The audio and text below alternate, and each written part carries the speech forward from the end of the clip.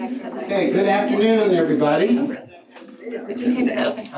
those of you who do not know, I'm Nate Carnes, Associate Director for the Center of Teaching Excellence, in which you're sitting now, at least part of it, because there's the instructional design team that's on the first floor that some of you may have visited. But we're glad to have you here. This is the inaugural session for the new Integrative and Experiential Learning certificate.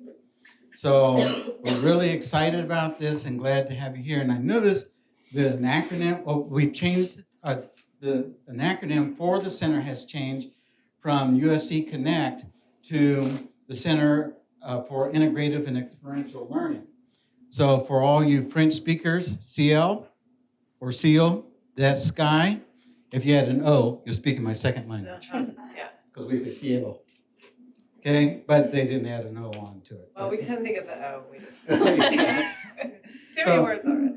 So anyway, as their names are listed here, we have the director, Laura DeCate, here on the end, and Amber Faluca in the middle, and Lauren Epps to the side here, and you can see their titles. And they need all the time that they can have, so that's why I'm shortening their description. Besides, the pastor of my church says that important people do not need a long introduction. So there you have it. So I'm going to turn it over to them, and we will begin this wonderful journey together. At the very end, hopefully they'll save me about a couple of minutes, and I'll just go through some logistics about the center. Some of you are well aware of it, but everybody might not be. So I'll come back after they finish. Turn over to Laura? Amber. Or Amber. Yeah. Hello, everyone. Thank you for that great introduction. And pass the mic. We really appreciate you spending your afternoon with us and starting off this certificate program. There was a service learning session yesterday. I see a few familiar faces. So yes, great. I'm glad everyone's embracing the topics that we have at hand.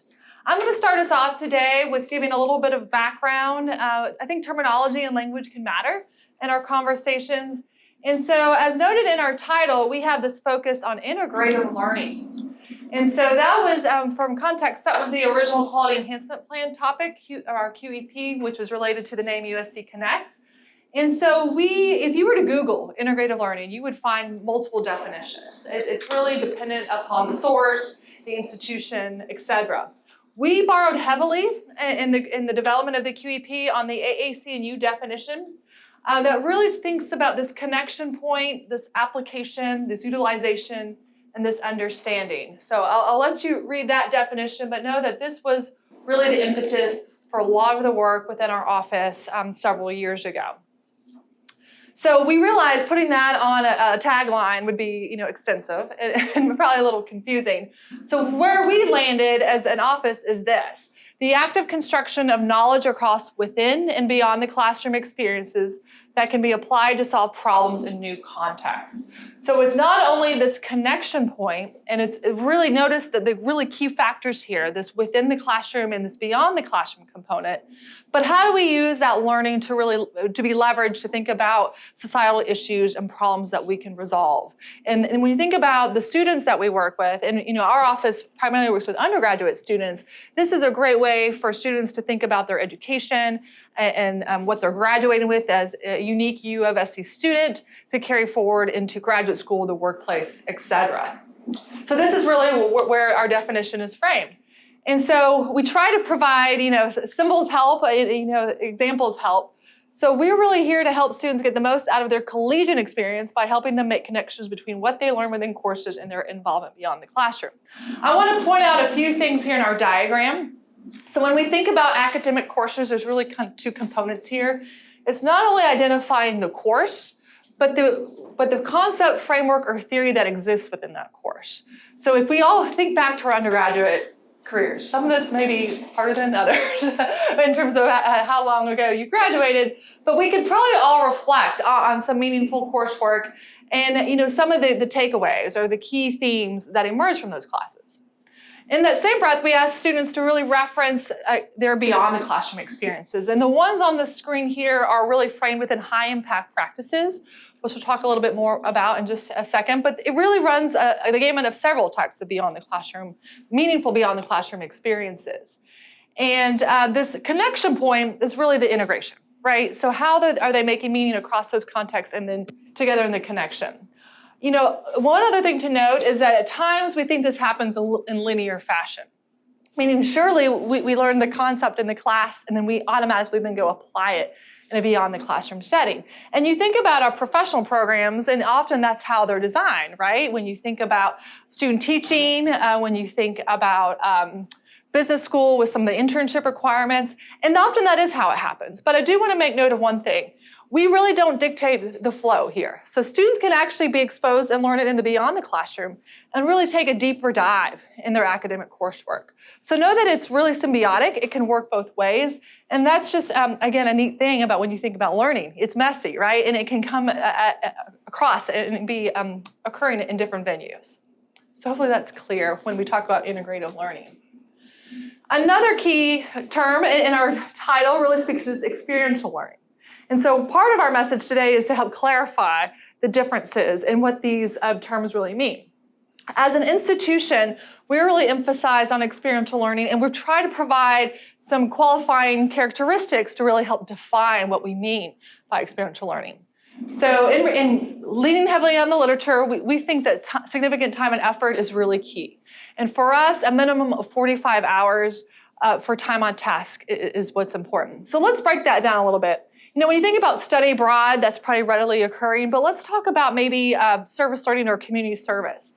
We want to frame 45 hours, meaning that can include training, onboarding, and post-reflection as well. So that doesn't necessarily mean 45 on-site hours face time with a community or client, et cetera. But we do think that really speaks to kind of the robust exposure students can get for a quality experience. We would also expect to see clear expectations conveyed to the students, and that could be in written and verbal form. What's really key here is this required reflection, which is a lot what our office focuses on. Really reflecting on that learning, thinking about that application. If you go back to our definitions, these are the things that really matter. And you know, when you think about courses, that can come through projects and papers, but also in beyond the classroom settings, we're familiar, we see often journaling for study abroad, maybe internship side, you have one-on-one meetings with a supervisor, things like that. And then feedback, we think this is integral. It's one thing to do the experience and to reflect on it, but that meaning making is really shaped through additional feedback from a professional, from a trained individual who has some real insight to that experience and what it was intended to be about. So those are the four key components that really drive our definition of experiential learning. So test time.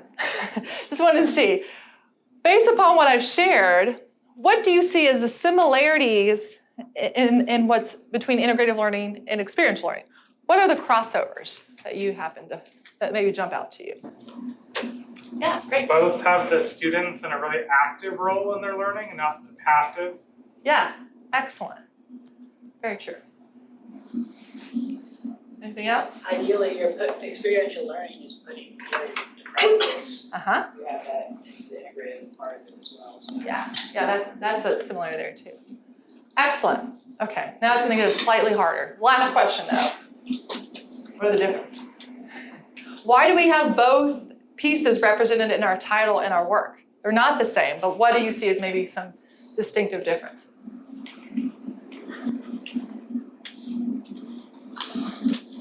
Yeah.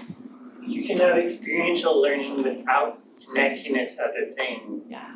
And you can kind of connect different pieces in more of a theoretical environment without actually experiencing them. Well said. Man, we didn't even practice that. That was great. So this is part of our message to help clarify, again, why we have these both kind of functional areas. As was mentioned, so if you think about experiential learning opportunities, and those are ELOs, that's what we have that we're currently collecting, that we're encouraging faculty and our beyond the classroom providers to submit based upon that criteria. As these are the types of things that students can do, right? So they can be an orientation leader with substantial reflection, feedback, time on task. There's also a sport and entertainment management course, internship-based. They could be doing research. And when you think about the academic career or the trajectory of undergraduate students, they can do these things, right? In freshman year, sophomore year, across time. And, when we talk to students, they sometimes see these as disparate things. They don't necessarily have this master plan in mind of how all these things will come together. They just know that they're interested in it, an advisor or a faculty member recommended it, and so they go and do, right? And that's really exciting because they're, having a lot of great experiences that they can then speak to after the fact. So imagine this is the experiential learning training. These are kind of pieces coming together. But as we shared, the culminating effect is what we think of in integrative learning. So it's a culmination of many experiences that could be within and beyond the classroom that are really high quality and really kind of get you to this connection point. So hopefully that helps clarify kind of what we mean in between experiential learning and integrative learning. It's like these are the pieces that make up the whole or the larger picture with integrative learning. So I just wanted to share briefly a couple of best practices that we know are out there. I mentioned that term high impact practices. This comes from George Q in the literature. I know Charlie's a fan of this sheet. And I just want to point out that if you look at the types of high impact practices that have been noted nationally, we do a lot of these things on our campus. And in fact, they align well with our graduation with leadership distinction that I know Lauren's going to talk more about. So really, based in the literature of how we're landing on the pieces that really make up a quality education. I also know that e-portfolios are a recognized high-impact practice, and we do that, and we do that pretty well. And so that's neat to see that students can get exposure in a variety of ways. But I encourage you to check out the literature to know more about that. Also, we are a participant in the National Survey of Student Engagement, the NSSE. Some of you may have heard of this. This is provided to students in their freshman and their senior year.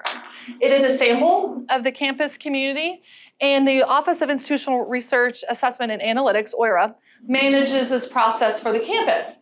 And it's a validated instrument. It really does a deep dive into how students self-report on high impact practices from the freshman year, what they anticipate doing, and from the senior year, what has occurred. Now, there may be some limitations in self-report. We could talk through that, but it's a really nice way to get a snapshot of what students are thinking they're going to do and what they have done. And it's nice also that they can break it out by many demographic characteristics. So we can look at particular student populations and understand how they plan to engage and whatnot. So I thought I'd share a couple of things. We are on a 2-year cycle with this survey. So the 2019 results just were released. And so this is where we are doing well compared to our peers, which in this case is the public institutions in the Southeast. We're participating in learning communities. This is first year outcomes. Participating in learning communities at a higher rate.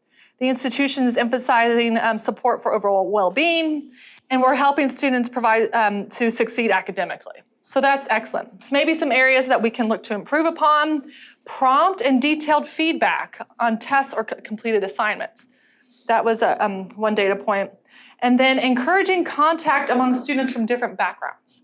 That's an area that we are a little bit lower comparatively. From the senior lens, we are doing very well comparatively in participating in internships, student teaching, clinical placement, so it's key beyond the classroom experiences, attending campus activities and events, working with a faculty member on a research project.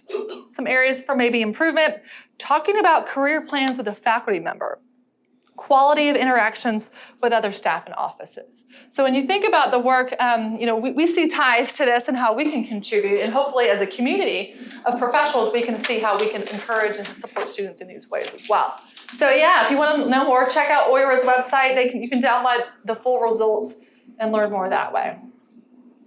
So who's emphasizing experiential learning? Here's what we'll tell you. A lot of our peer institutions actually have the R word, requirement, for experiential learning. University of Tennessee, Vanderbilt, Georgia, they all have this because this is really intended to be the value added. This is when you think about a traditional 4-year campus, what can we add that is new and unique that really contributes to student learning and advances them post-graduation? So know that that's how nationally this is viewed, and we feel the same way. But who else is saying that? Employers. We hear from the Career Center through their employer group that something static on a resume, when employers ask about that internship, that peer leader role, or study abroad, the articulation of that meaning is challenging for some students. And so there seems to be a disconnect from what they've done and what they've learned from it. And so how can we help students say, yes, go engage, but also here's what you can talk through and articulate and describe after the fact to your soon-to-be employers. I mentioned the QEP with USC Connect. This is also an emphasis across many institutional QEPs that's required as part of SACS accreditation. In fact, over 90% of QEPs actually implement at least one high impact practice as part of that. And so what do we know about integrative learning?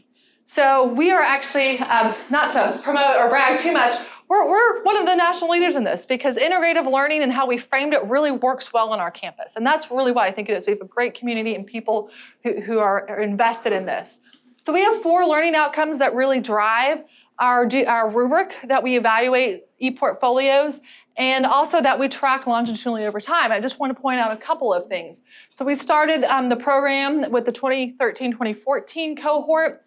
This is through this last year. We have consistencies here. And what may or may not be surprising to you, when students are asked to articulate meaningful beyond the classroom experiences, this is on a 4-point scale, they can pretty readily do that. They can reference that and think through some neat experiences that they've had.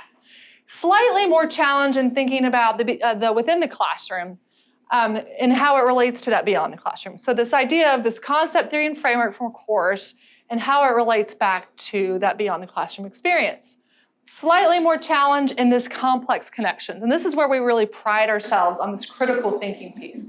It's one thing to acknowledge how one connects to another, but then to do a deeper analysis of how that would look differently in another context, different perspectives that would matter if, from a different time and place.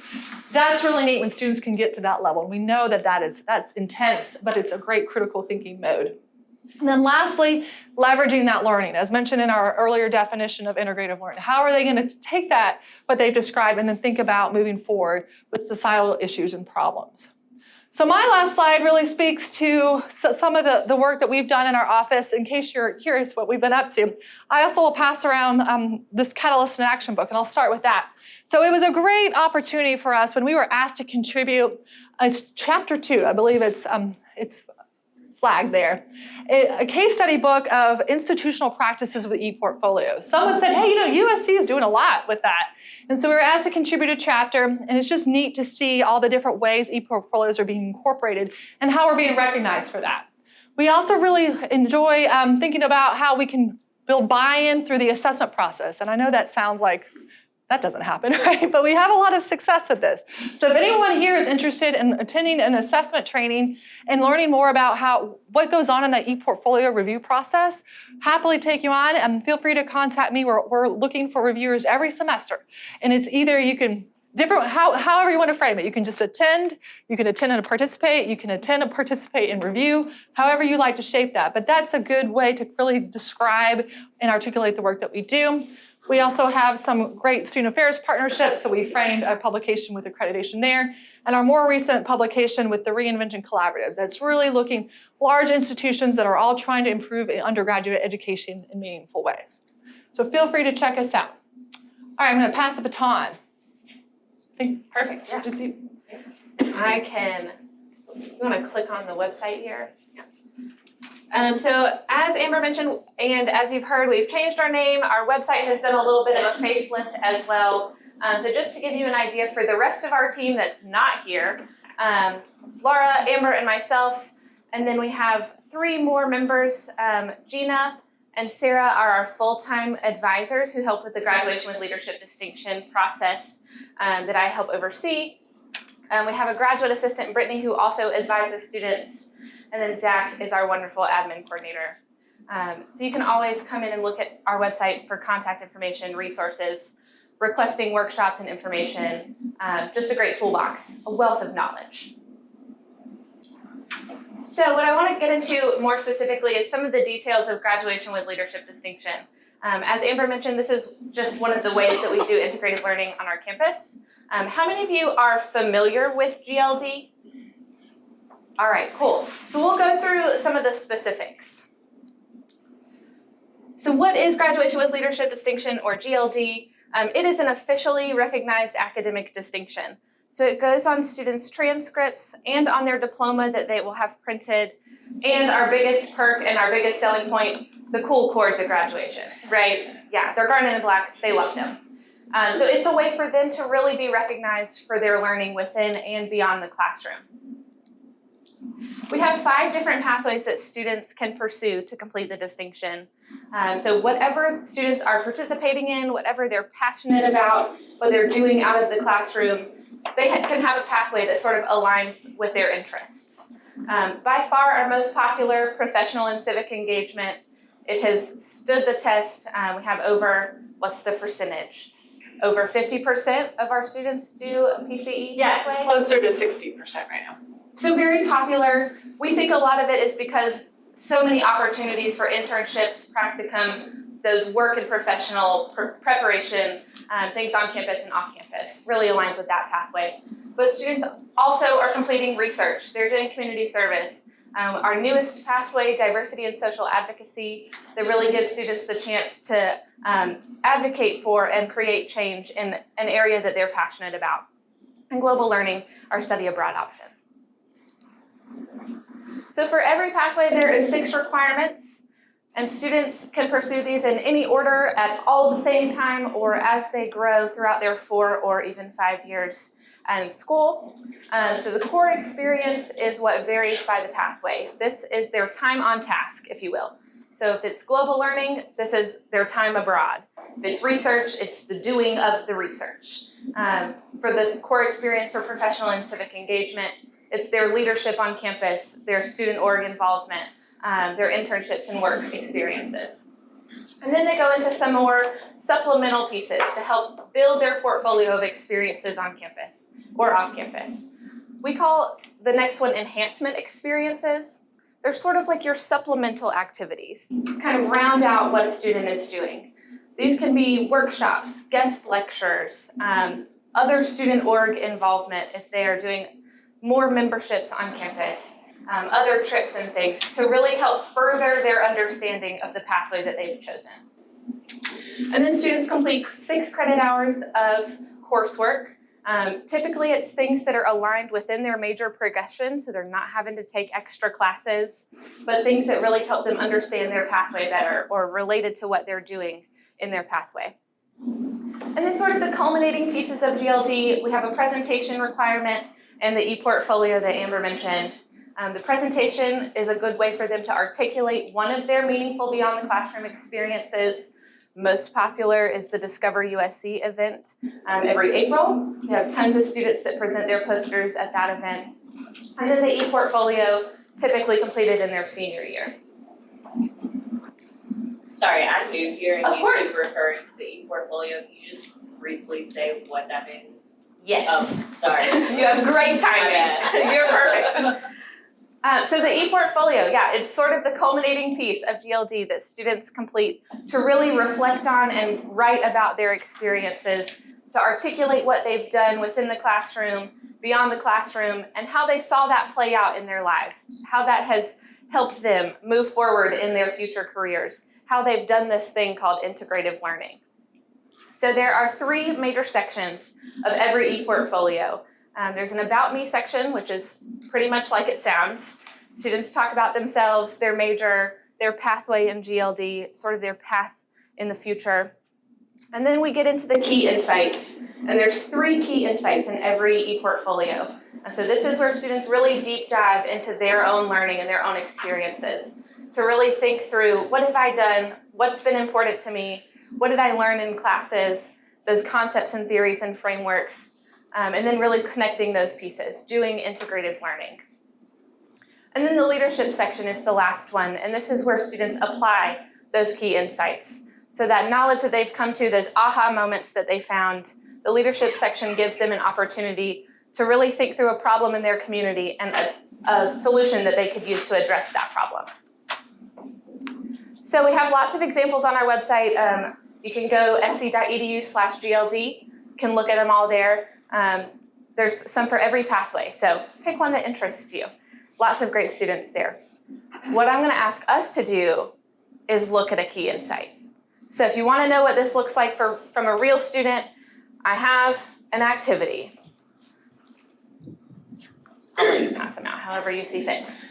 Yeah, Rebecca. I still had another question about Sure. ELBE. So in addition to the 6 credits that they're taking as other classes, do they then like work with a specific advisor through all this, or are they in another class for GLD? That's a great question. Yeah, so most students are completing the experiences on their own.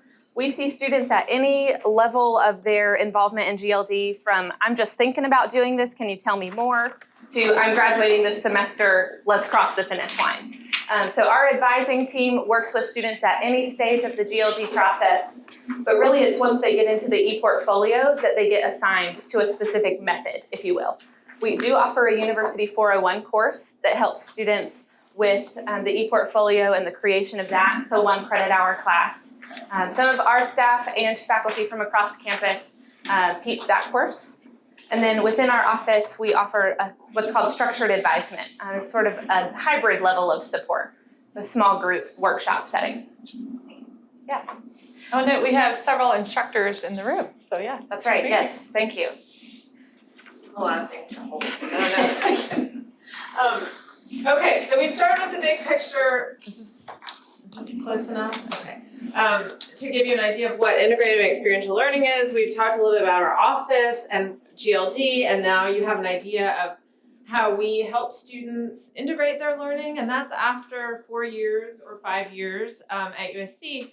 So maybe this isn't something that you can necessarily do in every class, have them work on something as big as an e-portfolio, but we hope that you will send all your students our way, and we want to now give you some ideas of things that you can do in your class that are smaller things that you can do in one class, you can do throughout a course, that will help prepare students to maybe get GLD, work on an e-portfolio, or at least think in the ways that we want them to think that have to do with integrative learning.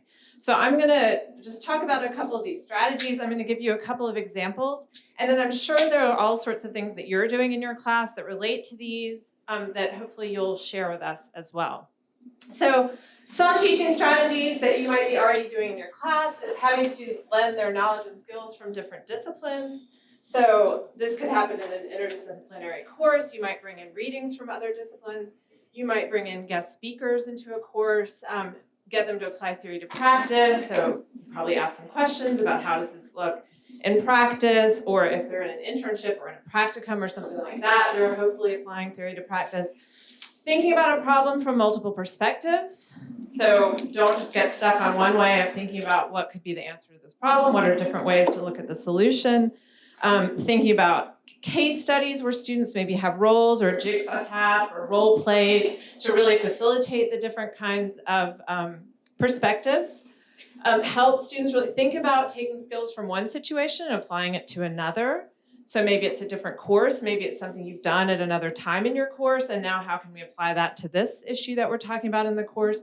Reflect on connections made over time. So this is really what you saw in the e-portfolio. So what they've done throughout their 4 years, but can we sort of help them think about that throughout their 4 years? So when they get to the end, it's not the first time they've thought about how those experiences come together. And then integrate their skills across the curriculum and discipline. So this is within the classroom activities, beyond the classroom, and throughout their different courses. I think sometimes students, they take a course, they finish the course, I don't need to know that anymore, moving on. But how can we help them to see that this is a curriculum that was thought out where everything builds on each other, and you do want to remember that because it might help you in understanding this course better. And then help them link what they're doing in a course to what they've done beyond the classroom, because that also helps them think about theory and practice and how all of that comes together. So just a couple other things that you're probably doing in class. So active learning, which one of you said before, that's a key part of integrative learning, so keep them engaged.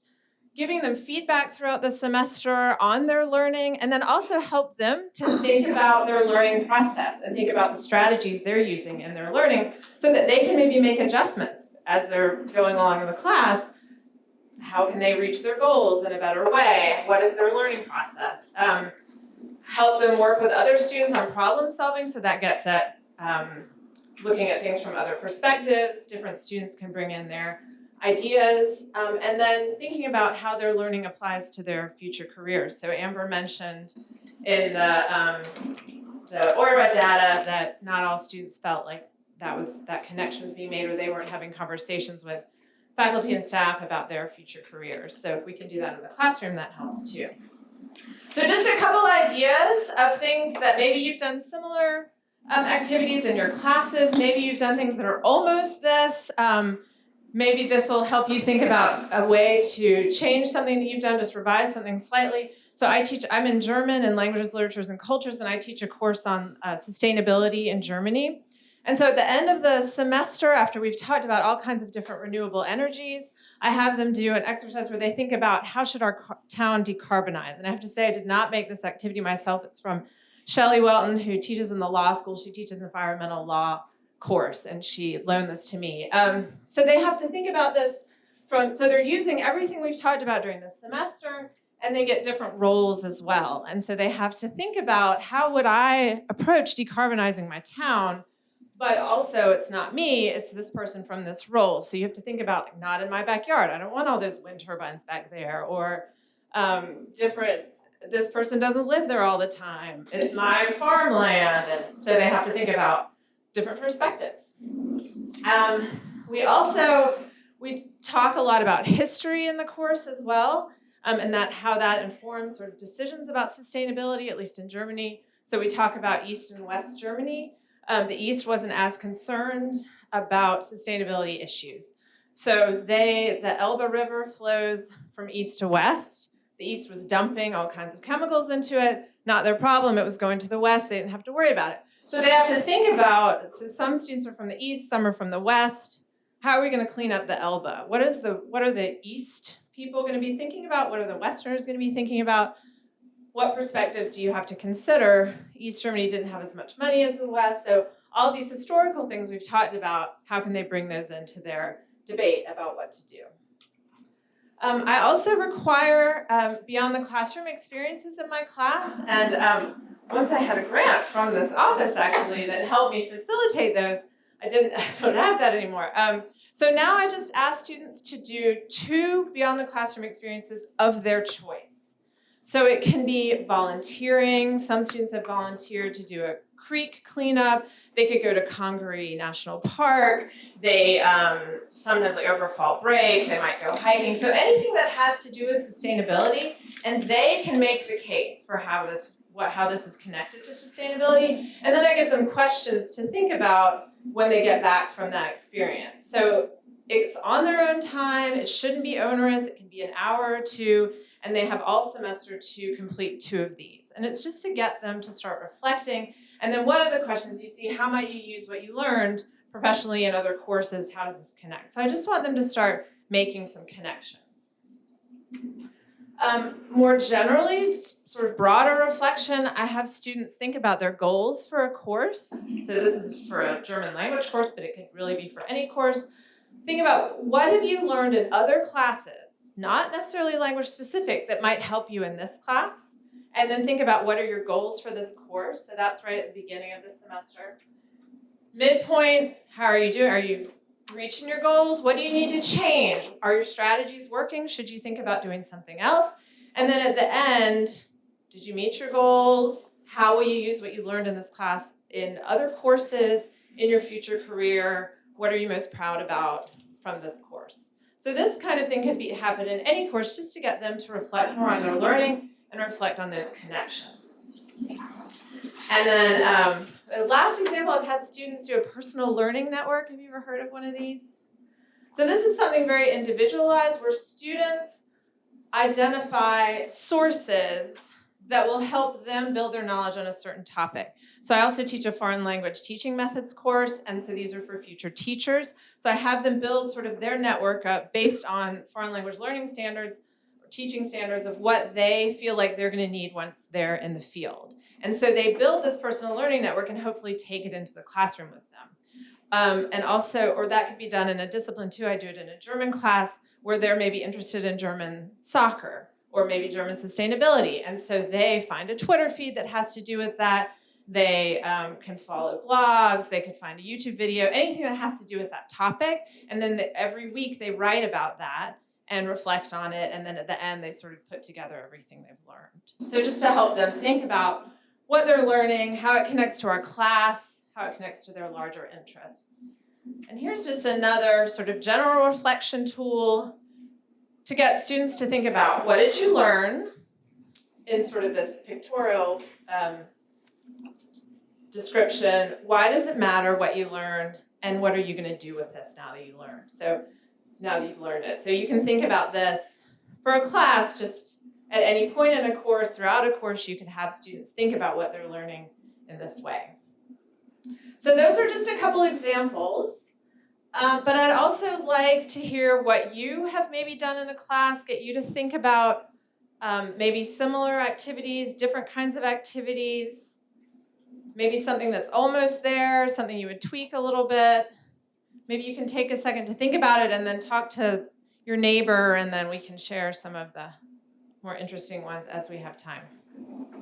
Isn't that funny when you're teaching and then you say, and everyone's I was gonna say, so I work in the Career Center, and I don't teach a formal class, but we have a lot of workshops surrounding students' internships before, after, and what they've learned. But we don't ask them before the internship, what have you learned in class that you can learn in this internship? We ask them about goals, and then at the end of it all, we ask them, what did you learn on the internship you could bring back to the classroom? But we don't start out with that like you do, so I might add that in.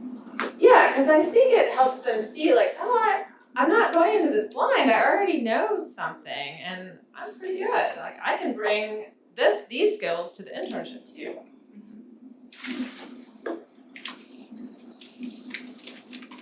Anything else? I think framing things, if anybody was at the service learning workshop yesterday, we talked about the critical service learning aspect of thinking. And basically that's viewing things in the big picture. And so I think that's really important to do in all of the different assignments or when you're in an internship. So if you're working in the community, why is it the community is in this spot? Big picture, because you can do something, but this really helps. So really think of the big picture on it. Yeah, and I think it's so easy for our students to just focus on that course, that assignment even, what leading up to one test. And so it's our job to help them think about, why is this important in the bigger picture. Laura, Yes. could you make sure you repeat what Oh, they I'm said? sorry, I'm sorry. We're not picking it up. Okay. The mics are around the room, so if you just want to project, it should pick you up. Okay. Well, we hope that we have convinced you now. I mean, you already think that integrative and experiential learning is important, or you wouldn't be here. But we hope that now you know a little bit more about our office. You have some ideas for what you can do in your class. We want to give you some ideas of how you can get involved with our office if you want, and then I'm going to talk a little bit about the certificate program. So please tell your students about graduation with leadership distinction. Students who have a significant beyond the classroom experience, encourage them to think about GLD, get them in touch with our office. We're always trying to grow our numbers there. For faculty members, we have a faculty fellows program where you can work with students and help them on their e-portfolios, and then after they've turned them in, you assess other students' e-portfolios. So that's a way to help students through this process, which is really rewarding, because you see students at the beginning and they say, well, I don't know what my insights are, I don't know what I've learned since I've been here, and then you kind of keep nudging, and by the end they say, wow, I've learned so much in these 4 years, and I can articulate it, and I can tell an employer, and I can write it on my grad school application. And I feel so much better prepared now that I've gone through this process. So that is what we hear so often from students.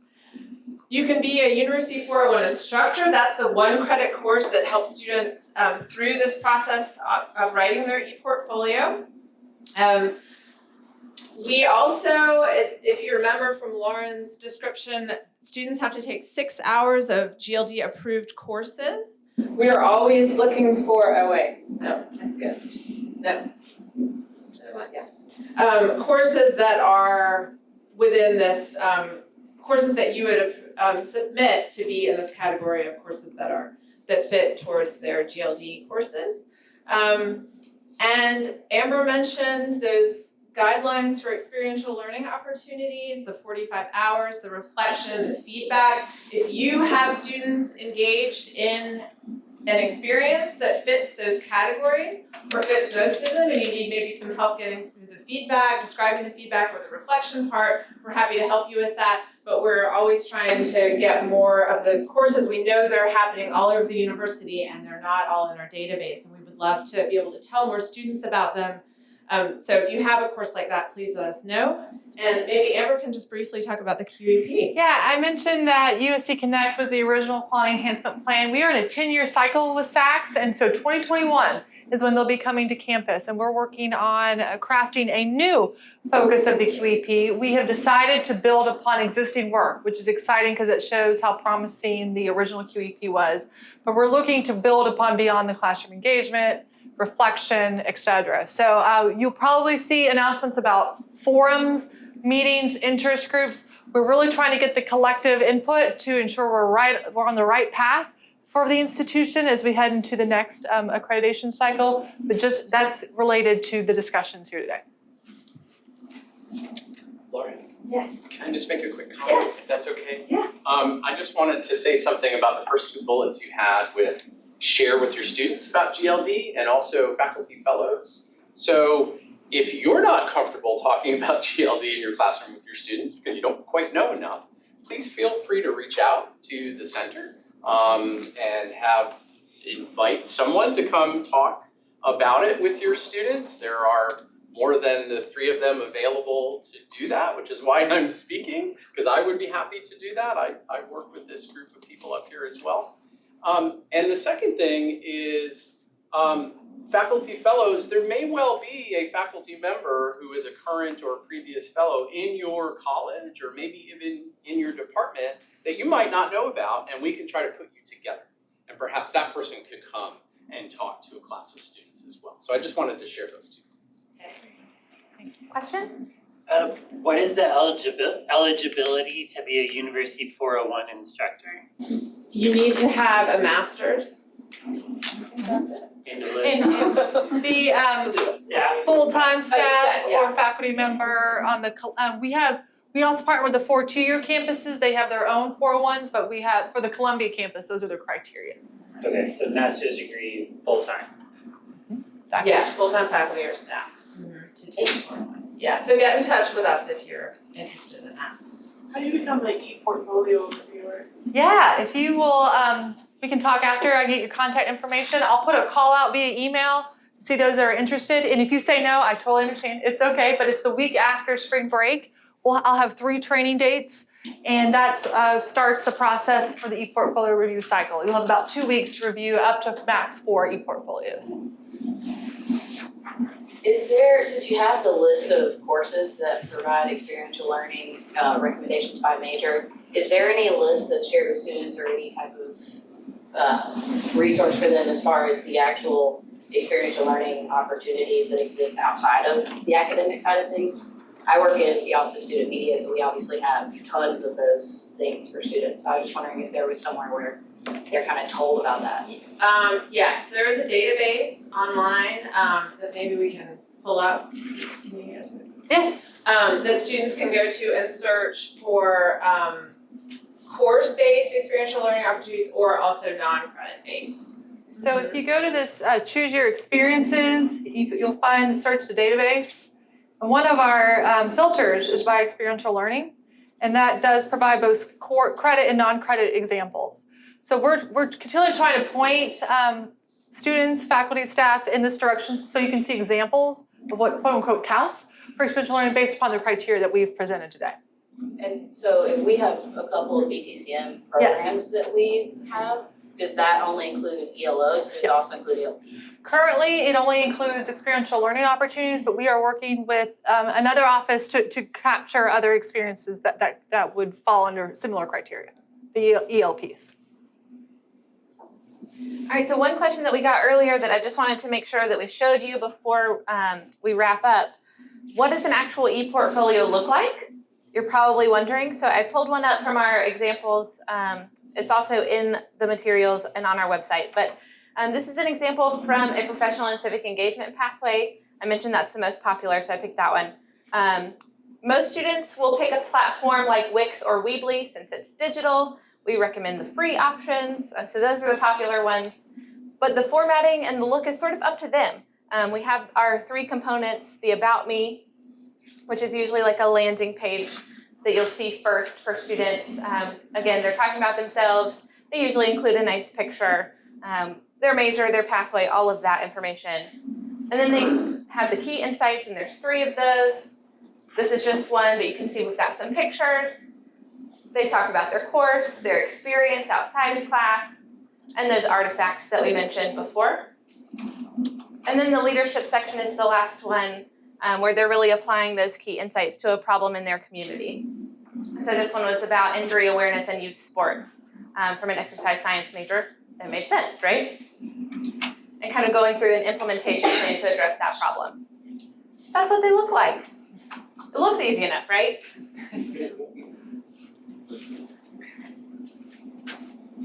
Any questions before I go to the last slide?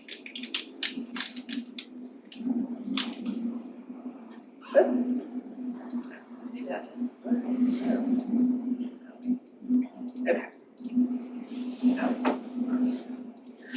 Okay, so if you are thinking about the certificate, if you are, hopefully now that you've been to this first presentation, one of the 2 required presentations, you're thinking about it, there's one more required presentation that's on March 19th this semester, but if you can't make that, we'll have more of those in the summer and in the fall as well. And then you have the choice of 4 other electives that take place throughout the semester. And if you have one of these goldenrods, they're all marked in green. So you can see which, you can decide which you think would be most beneficial to you. There's another one tomorrow that has to do with reflection and study abroad. So if you're interested in study abroad, come back tomorrow. And then we're planning on having, for people who might finish all 6 of these by the end of the semester, we're planning a graduation on April 29th. And then once you have completed the certificate program, you will be eligible to apply for a grant that will be due in the fall to maybe make a new course that incorporates integrative or experiential learning, revise a course, maybe something to do with team teaching, anything to do with integrative experiential learning in a course. So once you complete the program, you're eligible to apply for that.